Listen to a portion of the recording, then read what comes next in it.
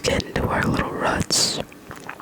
But I'm back. This is like one of my favorite hobbies to do. I like being creative.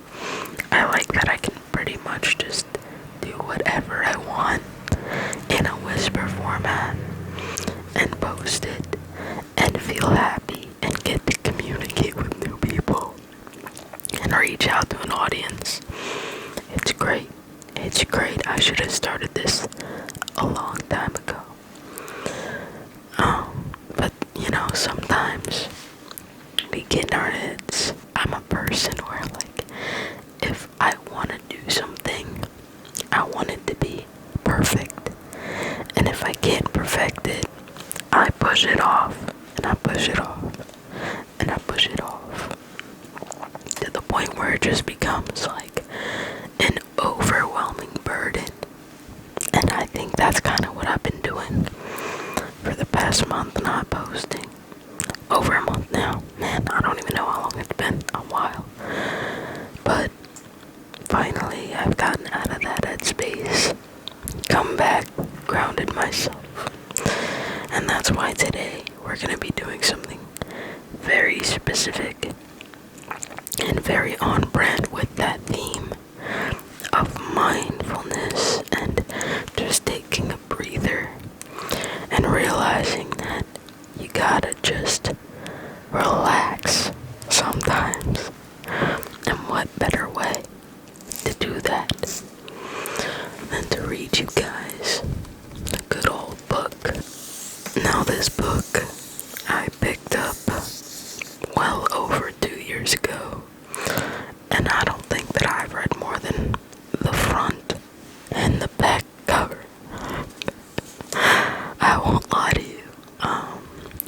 I bought this book a lot because of nostalgia and cuteness. I feel like there's a Facebook group of mothers that, as soon as their baby is born, immediately turns to giving their child all of the Winnie the Pooh accessories in the world. The bib's gotta be Winnie the Pooh. The spoon, the plate, the high chair, all of the plushies. And I was fortunate enough to be the product of one of those mothers. I was like 2 days old with giant Winnie the Pooh plushies. I'm talking 3 times my size. It was Eeyore, it was Tigger, it was Boo himself, massive, surrounding me in my Winnie the Pooh dress. And it was great. It was a great time.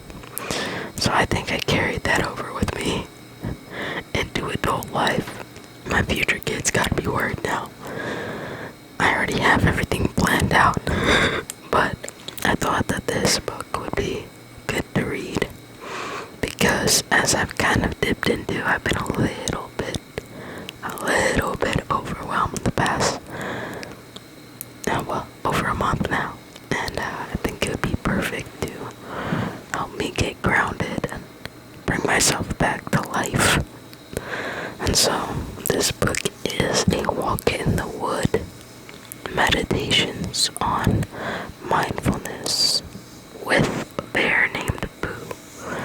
And it is by Dr. Joseph Parent and Nancy Parent. I'm gonna assume they're married, but who knows? Who knows? In the back, let's give it a nice little turn over. Let me show you the front first. Look how adorable. Little Boo's on the front, just walking. And I like the style. It's very much in like a sketch format. And the back says, when we're grounded and at ease, we can wander where we please. With our senses as our guide, we can let our thoughts subside, and then while away the hours, by the stream, among the flowers. And then we've got some little details, some little branches, and some flowers, and a little butterfly. And it's adorable. This book is just very cute. I like the shade of green. Just a very nice looking book. So I'm gonna open it up and I'm gonna read. What is that called again? The book jacket. The inside of the book jacket. I'm reading everything. It says in the US it goes for $19.99. And in Canada, $25.99. Or actually $24.99. Every time something says 99, I tend to just read it to the nearest dollar. But it says, A Walk in the Wood, Meditations on Mindfulness with a Bear Named Boo offers life lessons grounded in the simple act of slowing down, observing what is around us, and being present in our lives moment by moment. The benefits of mindfulness are well recognized. Greater peace of mind, less stress, and the opportunity to work through and transform thoughts, memories, and worries. It also fosters equanimity. Equanimity. Yeah, that's a word. That's a word. I'm 23. I can read it. Promise. Helping us accept the changes and challenges life brings. You know what? I should turn my ringer off. Okay, where was I at? Oh yes, equanimity. Oh no. I already read that. Helping us accept the changes and challenges life brings. In our frantic world, who better to guide readers through this transformative practice than a long-beloved bear who has perfected the art of simply being? Just two things to do to truly be Boo. Just be present and kind, he says. Wow, now that I think about it, Winnie the Pooh is actually very smart. And not coincidentally, he lives in the woods. There is a growing acknowledgement of the benefits of deeply experiencing nature. The calming quality of sounds like running water and rustling leaves. The soothing properties of smells like lavender and chamomile. And the emotional comfort of beautiful natural vistas are well known. A Walk in the Wood is both inspiring and instructive. Simple stories with clearly stated goals and easy to follow exercises provide all the tools you'll need to take the first step or continue on your journey toward a quieter and calmer way of living. Beautiful. Now what does the back one say? Oh, actually, we should get to know our authors.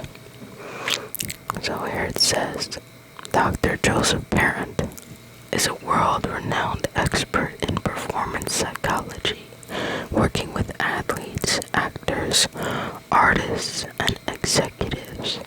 Wow. He is a master instructor in the mindfulness tradition, in the lineage of the great Tibeten meditation teacher. I don't know if that's right. Okay, this is not English any longer. I'm gonna skip what that says. Dr. Parent is the best-selling author of Zen Golf, the best diet book ever, and Zen Tennis, among other works. A sought after keynote speaker, executive mentor, and sports performance coach, Dr. Barron teaches mindfulness and golf in Ojai, California, where he and his wife, Megan, make their home. I was wrong. They're not married, because it was Nancy. Okay, Nancy Parent is a 20-year veteran of Disney publishing worldwide, editing and writing books for the Mouseworks and Disney Press imprints, as well as for Disney Global Publishers and a host of other publishers in the industry. She was a contributing author for the Best Diet Book Ever. Okay, they collabed by Dr. Joseph Barron, her brother. That's awkward. Yeah, that's a little awkward. This is why I shouldn't have assumed. Anyways, her award-winning picture book, Holly Bloom's Garden, was co-written with Sarah Ashman. Nice. Everybody, they are in fact not married. They are in fact siblings. And now we can dive into the actual, let me see if this sounds good, pages of the book. We're gonna get into the depths of A Walk in the Wood. Oh, look at this beautiful illustration, actually. There he is. There's our guy. There's that guy, Winnie the Pooh. Just on a little log, looking so joyful. This makes me want to draw again. And so did, honestly, when I did the Marvel Encyclopedia reading. That also made me want to draw again, and I haven't since then. So, I guess I won't for a while. But it says, dedicated to my teachers who led me on the path of wakefulness, and to my wife, family, and friends who have made the journey so delightfully colorful. That is signed by JP. And then it says, to Michael and Howard, wishing you a gently mindful journey. And that is by NP. So the two authors there, I wonder who Michael and Howard are. Interesting. We've got our table of contents here, which I'm sure we can get through. Hopefully the introduction and the first chapter, depending on the lifespan of my camera and my brain. But here we go. After this car passes. Okay, great. The introduction. Winnie the Pooh and his friends live in an enchanted world of natural beauty, the 100-acre wood. Pooh is the perfect guide to take you on a gently mindful journey. A simple walk in the wood can open the door to a life-changing experience, a discovery of profound peace of mind through the deeply gratifying richness of sense perceptions. Wow, this is a lot for Winnie the Pooh. I was expecting a chapter on honey. I'm getting life lessons. Mindfulness is a state of full awareness, moment by moment, present to all one's experiences without judgment or bias. Such awareness encompasses external perceptions as well as internal feelings, emotions, and thoughts. Practicing mindfulness begins with setting the intention to be more fully in the here and now. After settling into your physical presence, you focus on a sense experience, like the feeling of your breath going in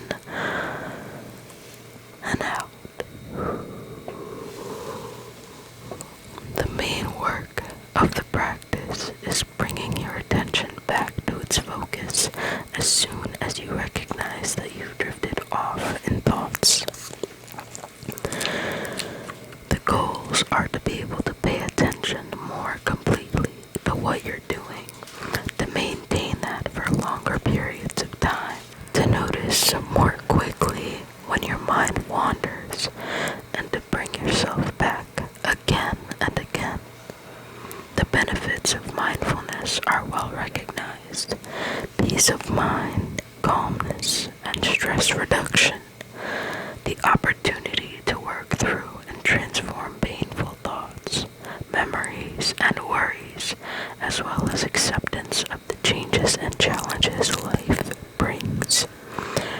There is also a growing acknowledgement of the benefits of deeply experiencing nature, the calming quality of sounds like running water and rustling leaves, the soothing quality of smells like lavender and chamomile, and the emotional comfort of beautiful natural vistas are well documented.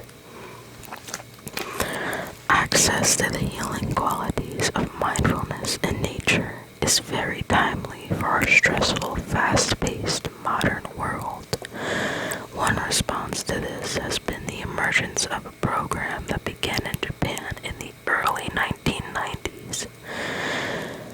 It is called, excuse me for mispronouncing this, I will do my best, Shinrin-yoku, which roughly translates as forest bathing, but it doesn't involve dipping yourself into water.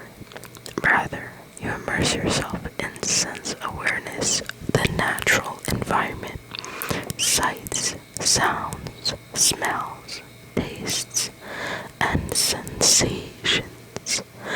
Like a warm, soothing bath, you experience the healing qualities of communing with nature, and mindfulness of sense perceptions is the ideal vehicle to truly immerse yourself in that experience. When the mind is absorbed in mindfulness and bathed in the sense perceptions of nature, you are less focused on your physical and emotional pain, anxiety, and stress. Feeling better creates a positive momentum toward true well-being. The stories in this book follow Pooh through the course of one day. It begins with waking up, then a session of morning exercises, mindfulness practice, and contemplations on kindness. He takes a walk in the wood, delighting in the magic of natural beauty with a childlike spontaneity. He has adventures with friends he meets along the way, encouraging them to be confident, considerate, fearless, cheerful, and relaxed. Pooh's experiences inspire deep insights into life, as well as the appreciation he feels for his friends and nature. Upon returning home, he reflects on the day and sets his aspirations for the future. Along with each story is a description of the perspectives and practices that you can use to learn about mindfulness, deepen your experience of it, and guide you in immersing yourself in the magic of nature. As Pooh discovered, mindfully exploring nature and engaging with friends is an ideal path for working with your own habits, attitudes, and emotions while cultivating more meaningful relationships with others. Wow, this is very, very insightful. I won't lie, for a Winnie the Pooh read, I'm really, really digging it so far, and I'm excited to get further in. But before we do that, let me show you some of the simple yet beautiful artwork on the page. Beautiful. We got some trees and some shrubbery and some flowers, all in such a simple art style, which I think says a lot about this book. I think this book is a lot about the simple beauties in life, and that translates a lot from just the simple drawings on the page. I say simple, but could I pull them off? Probably not very easily. But now we've made it to chapter 1, Mindful and Kind. How you start your morning sets the tone and rhythm for the rest of your day. So, it's helpful to develop a regular physical and mental routine. Wake up your body with some simple movements.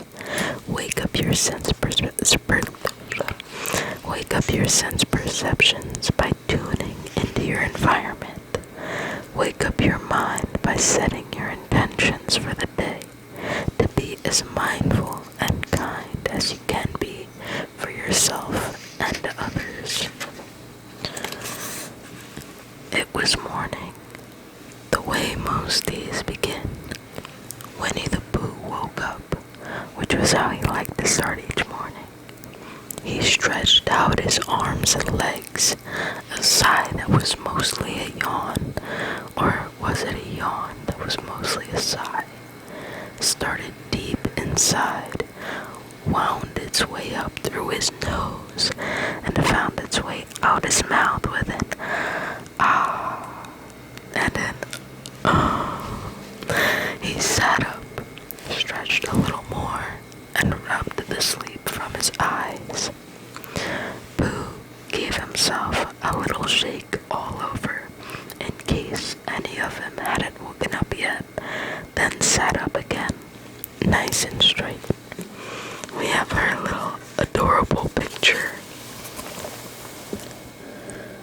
of Pooh doing just that. I hope it was in focus, because it is striking my face right now. He took a big breath of fresh air, held it for a moment, and blew it all the way out.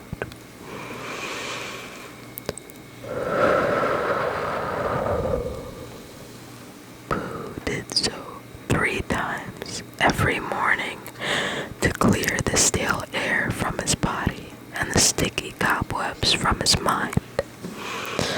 Next, Pooh opened his eyes very wide to take in all that he could see.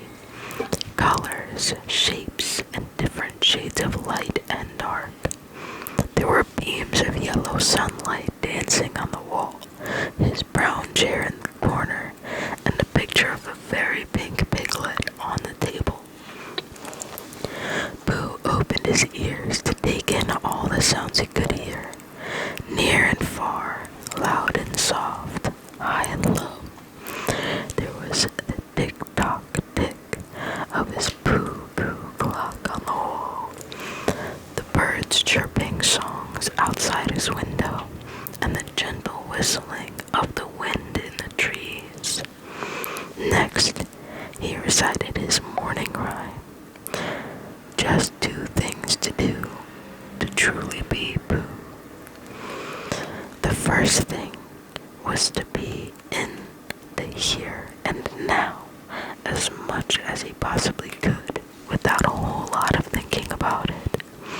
This was easy enough for a bear of very little brain. The second thing was to be as kind as he possibly could towards everyone, including himself. This was easy enough for a bear, a very big heart. It's not hard to be me, thought Pooh, just to be here and now and be kind. Every morning when we wake up, we have 24 brand new hours to live. What a precious gift. We have the capacity to live in a way that these 24 hours will bring peace, joy, and happiness to ourselves and others. From Peace is Every Step by I do not want to mispronounce this. I don't even know. By Thich Nhat Hanh. I believe I did my very best. I apologize. Wake up your body. To start your morning routine, sit upright in bed or on the edge of the bed with your feet on the floor. Take a full breath in through your nose. Hold it for a moment, then exhale through both the nose and mouth until your breath is all the way out. You can gently pull in your belly to help push your breath all the way out. Do that 3 times.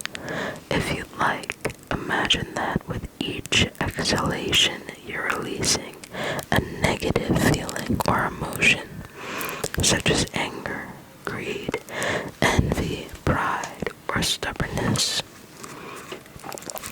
Please note, persons with respiratory issues should consult a health professional before doing any breathing exercise. Wake up your environment. Open your eyes wide to your full field of vision, side to side and up and down. Notice all the colors, shapes, and shades of light and dark you can see without judgment, preference, or commentary. In the same way, tune into your hearing, opening your awareness to sounds from all directions, near and far. Notice all the loud or soft, high or low, and sharp and dull sounds you may hear. Experience what you're feeling, such as the firmness of the mattress you're sitting on, the soft carpet or hardwood of the floor under your feet, the texture of the sheet or blanket under your hands. And then you set your intentions for the day. First, establish the intention to be as mindful of your body as you can, to notice how you move, how you feel, and what you experience through your senses, and to be kind in your actions. Second, establish the intention to be as mindful of your speech as you can, to notice the words you use and the tone and volume with which you express them, and to maintain positive self-talk and helpful communication with others. Intend to refrain from complaints about or put-downs of others and yourself, and to be kind in your speech.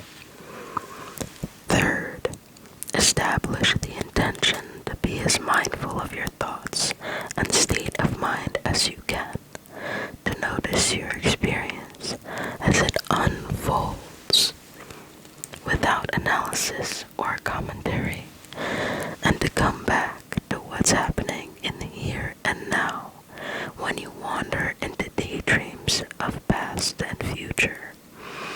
Intend to be kind in your thoughts and attitudes.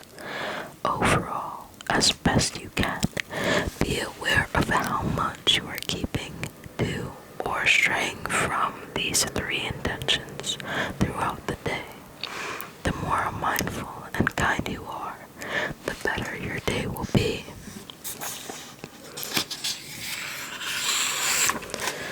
And with that, we have finished our first chapter of this book.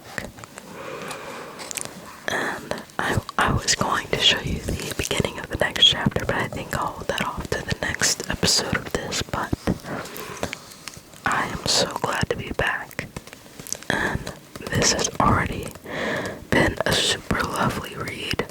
I think I will make many more reading videos. I do have not that this isn't a real book, but what I mean is a story-driven book that I am very excited to read with you guys next, after we completely finish this one.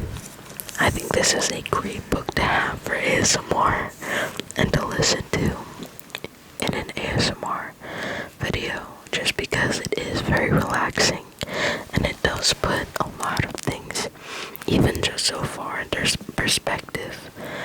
I don't wake up and take 3 deep breaths and really take the time to notice my senses wake up with me, the feelings, the sensations, the visual things, the textures of my blanket and my pillow, and how my body feels. Really and truly and honestly, I wake up and I immediately do this. Grab for my phone. I check what time it is. I yell at myself if it's too late, and I yell at myself if it's too early. I think, oh, why couldn't I just sleep in more? I'm still tired. Or why did I sleep in so much? Now I wasted away my day. And I never stopped to think, you know what? That's just what your body was telling you to do. Maybe you woke up early because you gotta be productive today. Maybe you slept in because you deserve to have that extra rest. And your body needs it. And I think that this is a very good book to get your toes dipped into that better train of thought. Yeah, even just from that first simple chapter, my eyes are open. And hopefully, I take these things with me into the future. But we will see. We will see how it turns out. But for now, I hope you guys enjoyed this video. And I hope you're glad I'm back. I am definitely glad to be back. I've missed it. But I'm not sure what my next post will be. Whatever it is, I hope to see you there. And yeah, I'll see you in the